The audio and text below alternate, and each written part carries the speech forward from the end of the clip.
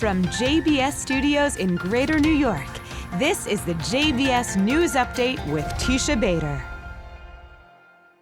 I'm Teisha Bader with the JBS News Update for Monday, January the 6th, 2025.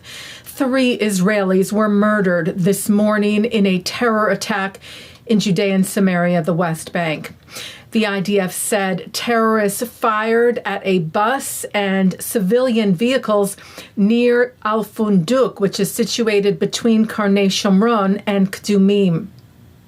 The victims were identified as 35-year-old Israeli police officer Master Sergeant Elad Yaakov Winkelstein and sisters-in-law 73-year-old Rachel Cohen and 70-year-old Alisa Raiz.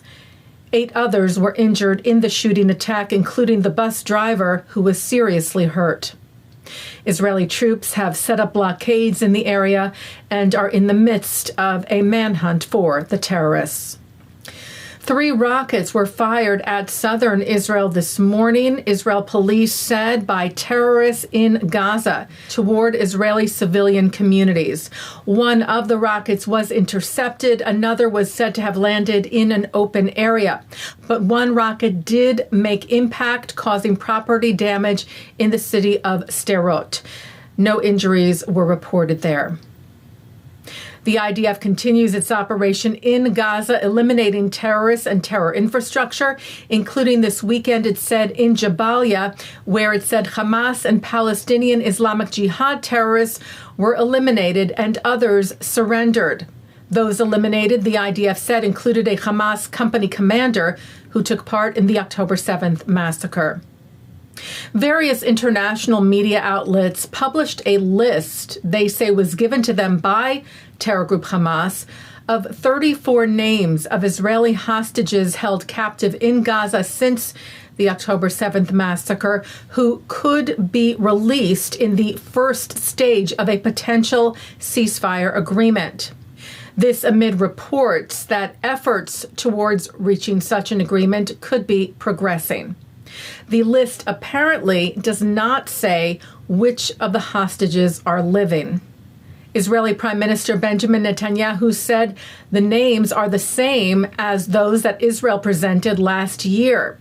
The Prime Minister saying the list of hostages that has been published in the media was not provided to Israel by Hamas, but was originally given by Israel to the mediators in July of 2024.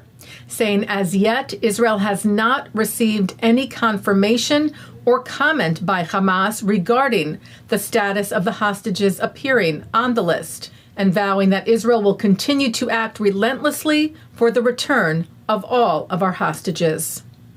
On Saturday, Hamas released a video of one of the hostages still being held in Gaza, 19-year-old Liri al-Bag, showing proof of life. Prime Minister Netanyahu spoke to Liri's parents after the video was published, saying he promised that Israel would continue to work relentlessly to bring Liri and all the hostages back home, and that the efforts are continuing, including at the present. The Prime Minister reiterating that whoever dares to harm our hostages will pay the price. The 100 hostages who remain captive by terror group Hamas in Gaza have now been held for 458 days.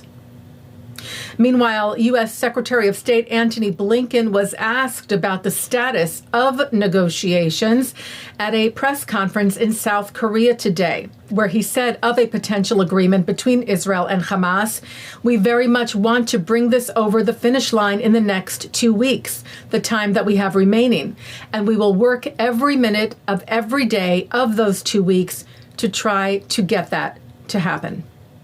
Taking a look now at our programming for tonight on JBS for Monday, January the 6th at 7 o'clock, an FIDF Live Year in Review with CEO Steve Weil.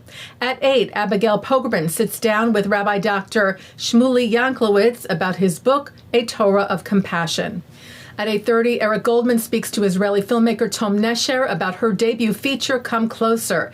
At 9, Oren Wolf is on L'chaim. At 10, it's Good Week Israel, which is also coming up next. And then it's an encore of the news. And that's the JBS News Update for Monday, January the 6th, 2025. I'm Teisha Bader. I will be off tomorrow, but back with the JBS News Update on Wednesday. Am Yisrael Chai.